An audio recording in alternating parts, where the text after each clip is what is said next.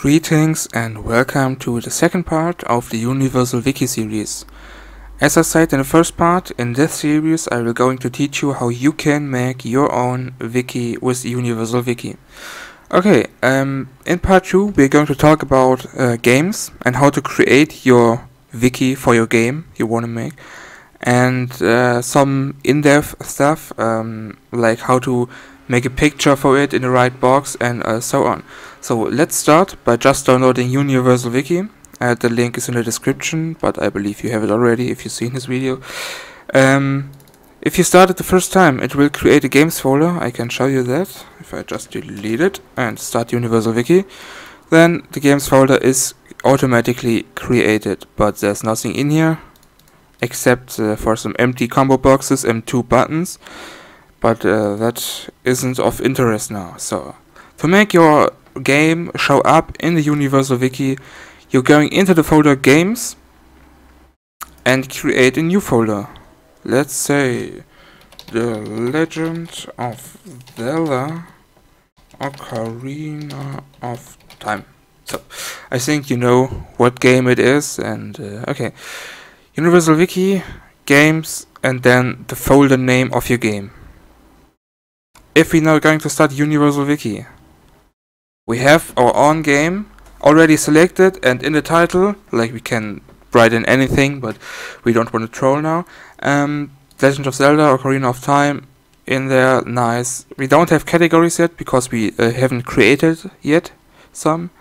And just go forward and let's make a picture for it, or download one. For showing up a picture in there, it's really simple. You're going into Games and your Games folder, obviously, and I have some here. Pop up. We just have to import or copy or whatever you like, and PNG or JPEG image. These both will work. If there's so many interest in it, I can make more file formats, but I think these two are the most common. So just name it game.png, not Zelda Ocarina of Time, just game.png. And yeah, that's it. Let's see what we've got there. We have it. That's kinda nice. It isn't the perfect aspect ratio, but it's still looking neat. Didn't tested it before, should have done that. So it depends on the aspect ratio your image have. If it's 16:9, it will be wide screen and fill the thing here more. But for the first time, it's nice. It's okay. It's there. You can change it whenever you want. Just replace the image and boom, you have something other. So we created a game. And we created or made it so it shows a picture of the game. We still don't have any categories. That's the next part in the third part. But this time I'm going to show you how or what do you need to set up. Sorry, what do you need to set up for some other things to work correctly, and that's in XML. I'm going to copy that I prepared. Okay, the XML need to name exactly like the folder name, and you have to bear that in mind that you need to use exact names. Like if this O would be a greater O, and this is not, then it wouldn't work. It wouldn't. It couldn't read it. So let's just open it, and it's an empty one.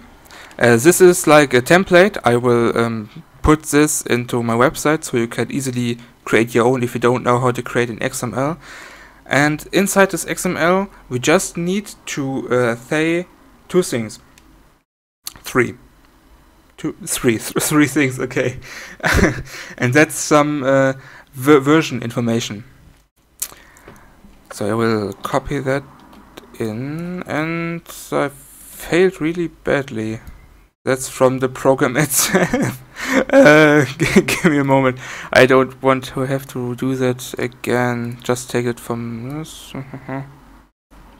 copy it over. Okay, so sorry for that. I've changed something in between part 1 and 2. And okay, you have to write down this thing. I don't know how it's called in English, sorry, I'm German. Version. Then you can do that all in one line, or press enter to have some better view over it. Then you need to write down the version of the wiki itself. Like if you start at 1.0, you can start at 0.1, but that's your definition, what the first version is. The date on which you created this isn't that important, just for some changelog uses. And the third part will come back to in the last part. But it's briefly where the wiki itself will be hosted. Like this is my website, and this location the wikis will be stored. And the program itself is smart that it's going to look in this update path after the name of your game .rar. Also, so it means like the program itself will then go to the Legend of Zelda Ocarina of Time .rar. So the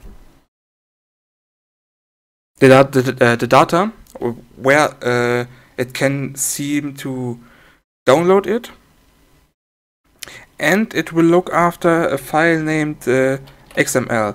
It's kinda the same here, but it will read every start, it will read this file and will see the version. And if it's the same, like you have a 1.0 and on the server it's 1.0, then totally fine. If that isn't the case, like let's say you have 1.0 but on the server already a guy updated his wiki, then it will show you the following. This.